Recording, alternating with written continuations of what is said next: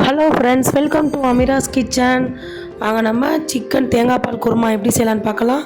இது டக்குன்னு செஞ்சாலாம் நல்லா டேஸ்ட்டாக இருக்கும். கண்டிப்பாக ட்ரை பண்ணி பாருங்கள். சிக்கன் 3/4 கிலோ கழுவிட்டு எடுத்திருக்கேன்.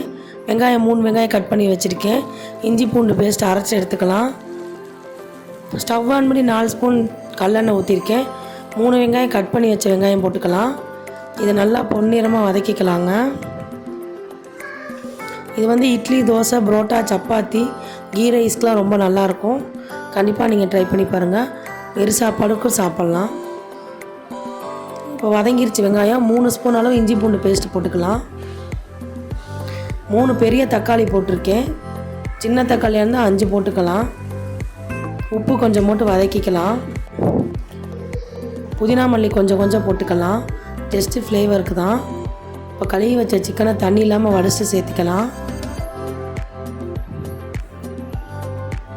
1 ஸ்பூன் அளவு காஷ்மீர் மிளகாய் பொடி, 1/2 ஸ்பூன் தனி மிளகாய்த்தூள் போட்டுக்கலாம்.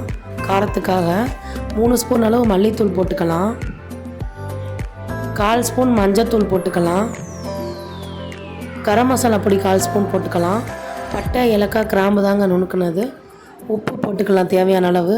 இப்போ நல்லா வதக்கி விட்டுறலாங்க சிக்கனை. இப்போ சிக்கன் நல்லா வதக்கியாச்சு. மூடி போட்டு அடுப்பை ஸ்லிம்மில் வச்சு நல்லா வேக விட்டு எடுத்துக்கலாம். தண்ணி நல்லா பிரிஞ்சு வந்துடும். பாருங்கள் தண்ணி எவ்வளோ தண்ணி இருக்குது. இப்போ இதுலேயே வந்து சிக்கன் 3/4 பதத்துக்கு வெந்துடணும். ஒரு தேங்காய் வந்து அரைச்சி பாலாக புழிஞ்சிக்கலாம். தேங்காய் பால் எவ்வளோ ஊற்றுறோமோ அவ்வளோ டேஸ்ட்டு நல்லாயிருக்கும். ஒரு தேங்காவை பால் பிழிஞ்சு எடுத்துக்கலாம். ஒரு 4 கிளாஸ் அளவு தண்ணி வர அளவுக்கு பால் பிழிஞ்சு எடுத்துக்கலாம். இப்போ அது சிக்கனில் ஊற்றிடலாங்க. ஃபஸ்ட்டு பால், ரெண்டாவது எடுக்கிற பால் ரெண்டையுமே ஊற்றிடலாம். நல்லா கலந்து விட்டுடலாம்.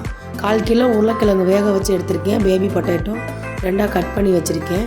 இப்போ அதை போட்டலாம் தோலை உரிச்சிட்டு. உங்களுக்கு வந்து உருளைக்கிழங்கு ஆப்ஷனல் தான். வேணுன்னா போட்டுக்கலாம், வேணாட்டி ஸ்கிப் பண்ணிக்கலாம். கறி மட்டும் போட்டு வச்சுக்கலாம். இப்போ நல்லா கொதிச்சு ஓட்டி அடுப்பை ஆஃப் பண்ணிடலாங்க. உருளைக்கிழங்கு ஏற்கனவே வேக வச்சு தானே போட்டிருக்கோம். ஒரு கொதி விட்டால் போதும். இப்போ கொதிச்சிருச்சு. இப்போ அடுப்பை ஆஃப் பண்ணிடலாங்க. அவ்வளோதான் ஃப்ரெண்ட்ஸ், சிக்கன் தேங்காய் பால் குருமா ரெடி. இந்த வீடியோ பிடிச்சிருந்தால் லைக் பண்ணுங்கள், ஷேர் பண்ணுங்கள், சப்ஸ்கிரைப் பண்ணுங்கள். தேங்க்யூ.